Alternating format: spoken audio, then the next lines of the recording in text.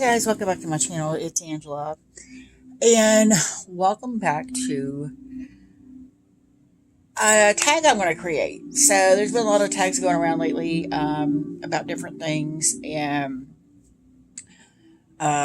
games and stuff like that. And I have a book of games. I haven't actually pulled anything out of it yet. I'm working on it, but in the meantime, I live in the Midwest. It's been horrendously hot here. And today I woke up and it's raining and it's almost October weather. And I'm like, what is happening?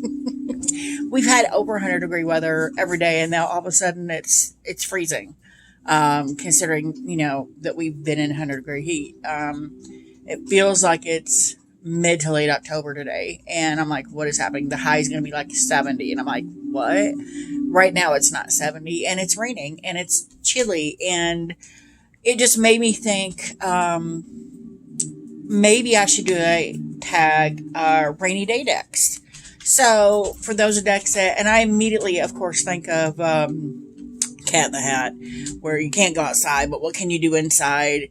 And so this tag is going to be hashtag rainy day decks, or my rainy day decks. I picked 10 decks, whatever came to mind, decks I would use in a rainy day, like if I'm in a funk or, if I want to stay in that dark, kind of dark mood, because for some reason I write better when I'm in a darker zone. It's weird. When I'm happier, I don't write as well. But sometimes I like to look at decks that keep me in that darker rainy day mood just because it helps me write better. So these are 10 decks I just thought of off the top of my head that I would use during a rainy day, whether they make me smile because they're bright and beautiful or because I'm in writer mode and they keep me in that writer zone. So without further ado, let's go with the first, and I'm doing these in order of how I thought of them. The very first one, anytime I think of water, I think of this deck because it is the Gaian Tarot. It is the deck I deem my one water deck in my whole collection. I did, what do you call it? Dear God, I trimmed it. Because there was a big, ugly blue border on top of the white border. And then I edged it in this purple to match the little flowers on the back. It is a thick, glossy card. This is by Red Feather. I love this deck to pieces. This is a deck that when I'm in the rainy day mode, I love that. Love a turtle on a deck. Sea turtle, regular turtle, doesn't matter. They're beautiful. But if I can find the 5 of air in this, maybe it's the 5 of water. They are Celebers, Elder of Earth. Earth is pentacles, of course. Fire is wands. Water is cups, and it's a tower. Look at that. Oh, it's so cute. And air is swords, of course. But there's a lot of water in this. This is a very emotional deck for me. So anytime I think of water, I pull this out and immediately think of it because it's one of those decks for me. And I'm finding more and more decks that do that for me. 7 of Water is beautiful. That hold space for me to... It's a safe zone that's okay for me to be able to process something emotionally, because I don't normally process things emotionally. I'm very Queen of Swords in that. But this deck I found, and that's why I bought this deck simply as a project to trim and edge. I was not going to use this deck. And then I started using it. I'm like, yeah, let's pull a couple cards. And I was like, oh my God, it was instant love. It's one of those decks. Look at the canoe, or my, the Chariot My Soul card. Look at this death. Gorgeous. The deck is beautiful. The book is beautiful. I have not seen that card, so let me go back. It's one of those decks that just holds that emotional space for me to be able, it's okay to cry or um, do whatever you need to do emotionally to heal or whatever.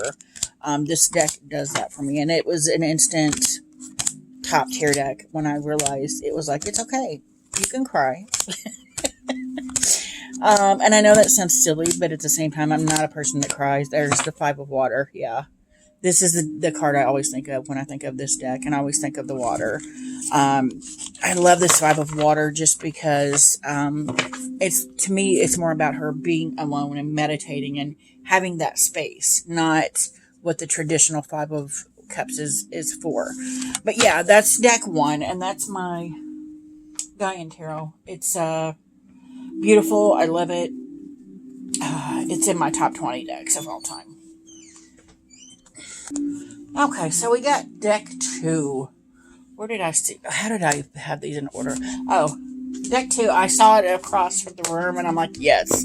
The Universal Folk Tarot. This is a new deck to me this year. It's by US Games. It is the companion deck to the Universal Folk Oracle. Sorry, just spilled it all over. The book is humongous.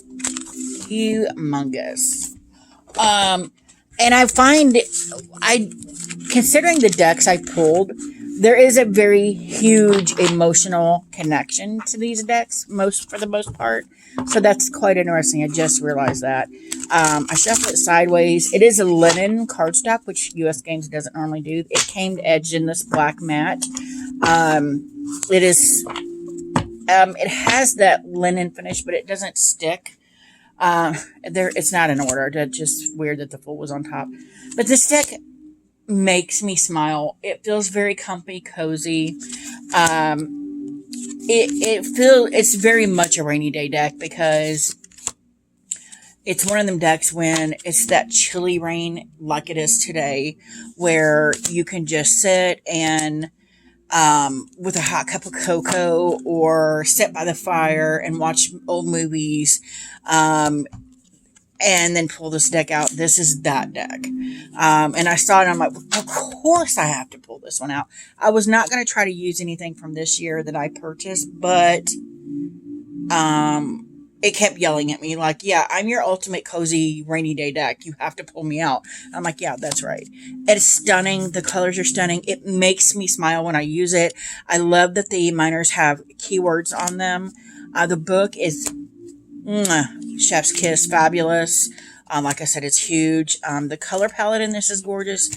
And I use it with the, what's that? Look at that. Justice. It almost reminds you of like an Egyptian something with the justice.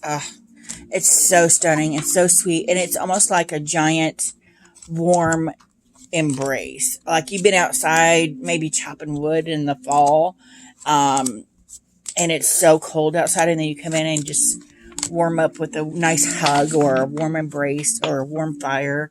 That's what this deck feels like. So this is definitely a rainy day deck for me. So that's deck two. My cat keeps wandering back and forth, so you might see him. So let's see number three. Which one did I pick? Oh my gosh. Rainy day deck. Number three was my favorite deck of all time, the Lightseers. This is a brightly beautiful, anytime I'm in a mood and I'm trying to get out of that mood. This is a mass market version by Hay House. This deck is well worked in. It's like the cards are like butter now because I've worn them in. I've edged it in this teal because why? What other color would I do? We all know and love this deck. This is my number one, my ride or die. If I could only ever have one deck, this would be it. My soul card, the Chariot, popping up again. Interesting. If I want something bright and beautiful, like I said, when 2020 hit and I was at home on leave from, 2020, this was my constant companion. This is the deck I reached for every single day. This is the deck that kept me sane and kept me from going off the deep end as the Five of Cups because I had no idea when money was coming in at one point. I had no idea. I mean, there was a moment in time, right in the middle of the pandemic that I was like, we're not going to be able to eat. My husband pays all the main bills, so I knew we were still going to have a place to live, but I'm like, we can't eat. We're going to have to borrow money to eat. And then all of a sudden things started working out. But this deck in that moment, it was about a 2-week period. I mean, I used this for probably 3 months straight, but, every day for 2 weeks, this deck was my lifeline. Because of the brightness and the beauty and how much I connect with this deck, anytime I have a bad, funky mood, it comes out because it knows it can pull me right out of it. And I love it for that. That's my ride or die, my light seers. That's number 3. Number 4 is, and I was looking at decks and I'm like, why would you not think of this immediately? Did I not pull it off the shelf? I did not. Hold on one second. Okay. It is the Journey of the Sacred Bee. This is my number, holy crap, 5 deck ever. Love the backs. Love the sides. Love how it shuffles. It's an indie deck. It's got that indie shimmy I love.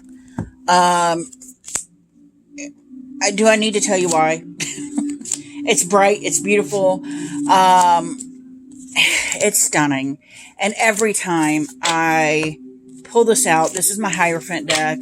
It's a teacher deck. Anytime I pull it out or feel the urge to pull it out, it's because it's teaching me something. But it also is one of those decks that I pull out in a rainy day because the colors are so vibrant and beautiful that it pulls me out of whatever that funky, depressive state is I get into when it's raining and I really can't go outside or do anything outside, especially in the summertime, because that's all we want to do, right, is go out and be swimming. And I can't because it's cold and rainy. So that is the Journey of the Sacred Bee. That is my number 5 deck ever. My top, there's 3 decks in here. It's in my top 5.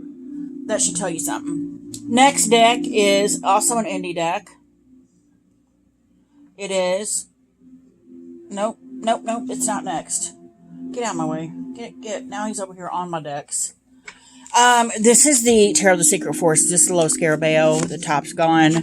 I've used the crap out of it. This was my very first dark deck. It's my Dark Shadow deck. Was my first ever dark shadowy deck. I edged it in black. It's got a color side and then a black and white side. I have put them all right because they were dropping me crazy back and forth.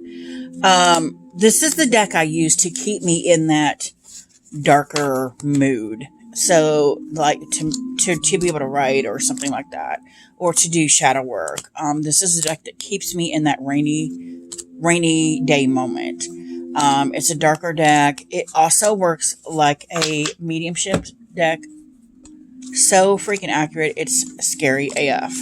The first time I used this as a mediumship deck, I was so terrified of the cards that I found that came out that I did not do any mediumship work for about 6 months afterward.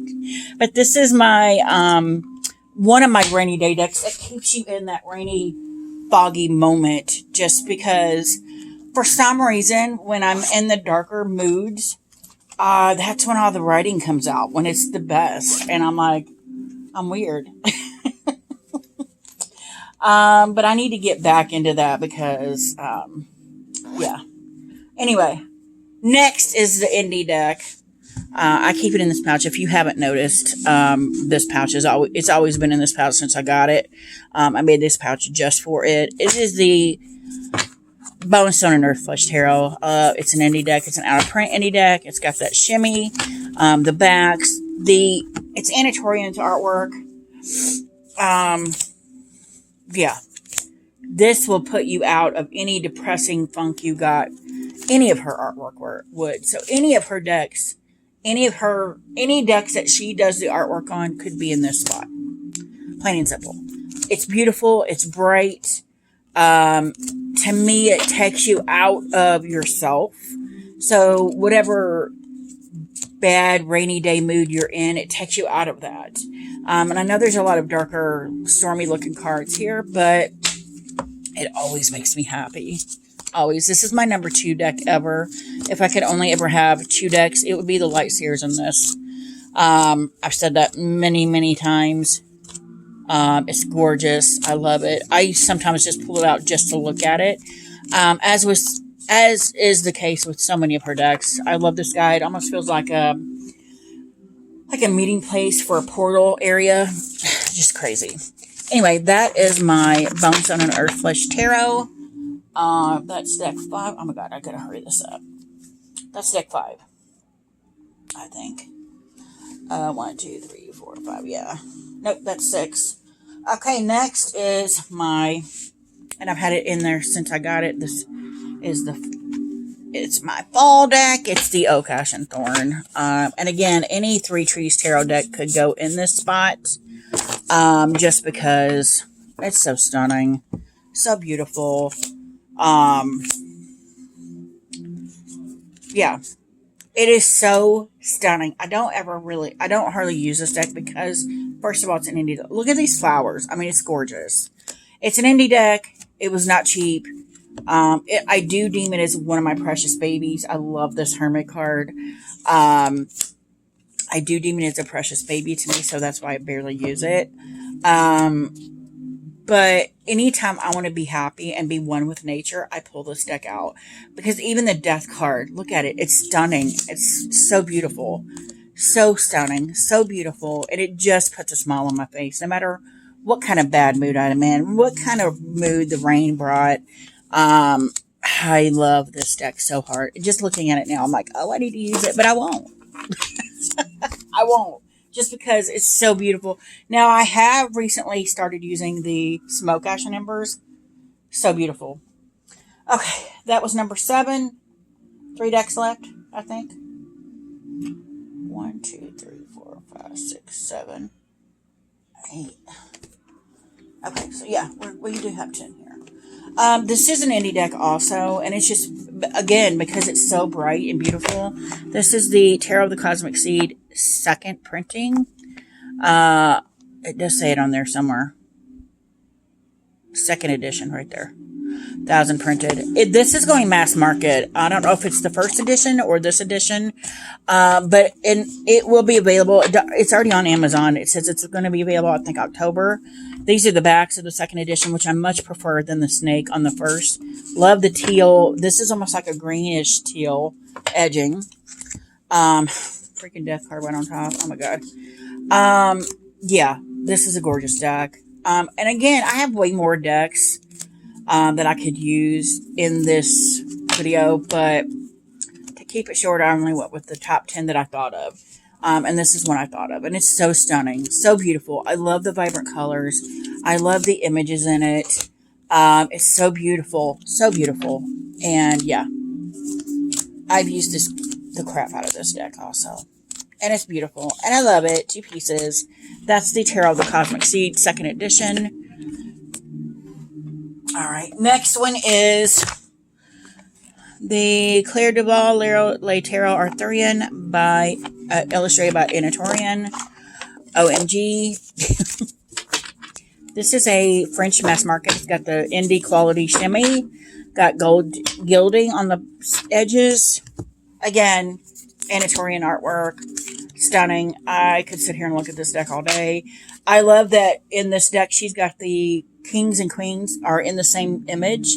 So if you put the king and queen, she's on this side and they're sitting there having a chat. And the queen of and king of swords, like the king of cups, he's drinking out of her cup and she's over here looking at him like, why are you taking my cup? The queen and king of swords, they're playing chess. It's so stunning. And I like putting those two together and like doing spreads around that, which I think is interesting. But yeah, this deck even, there's the queen playing chess with the king who's on this side. This deck tells a story, even though it's in French. It tells a story that, I love this full. It tells a beautiful story. And I just adore it to pieces. So this is another deck I pull out. I love the Ace of Cups there. This is another deck I pull out quite a bit. I would have put the Tarot of Echoes in here, but again, I just got that this year, and I was trying not to use decks I got this year. The only exception was the Universal Folk Tarot, just because I had to. That is the coziest deck of all of these, except probably Oak, Ash, and Thorn. So the last deck, number 10, is the Poe Tarot. It's by Tricia Lee Shufelt. It is by Red Feather. This deck is one of those decks, of course, because I'm a writer, he's a writer. Automatically, we got this built-in kinship. And if I want to stay in this darker, love the edging, it's blood red, love the backs. All the cards have quotes from his writing.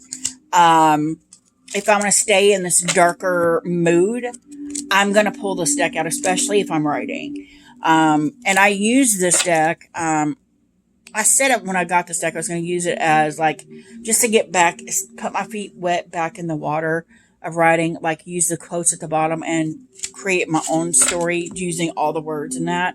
I thought that'd be a cool little way to segue to back into, get it back into writing again, because I haven't for a while. I've started many things, I just haven't finished them. But I love, this deck is a lot of inspiration for writing. And again, when it's rainy weather, the juices tend to flow a lot better in my mind for writing when it's rainy, drizzly weather like this. And so, of course, I'm pulling out the Poe Tarot because, yeah, it's going to keep me in that mode. Also inspire me because his writing is on the card. But that is all that's 10 decks. I might do this video again down the road, do 10 more decks that are just my rainy day decks. If I ever have, if I have a cool, crisp, rainy day, these are the decks I'm thinking of to pull out, just to either get me out of that funk or keep me in that mode of writing so I can write. But let me know what you guys think. I'm going to make this as a hashtag, my rainy day decks. I would love to see you guys as rainy day decks. If you guys have any questions, comments, concerns, don't hesitate to comment below. If you like this video, give me a thumbs up. If you want to see more, please subscribe, and don't forget to hit that notification button so you're alerted to any future videos. And y'all have a good night. Bye.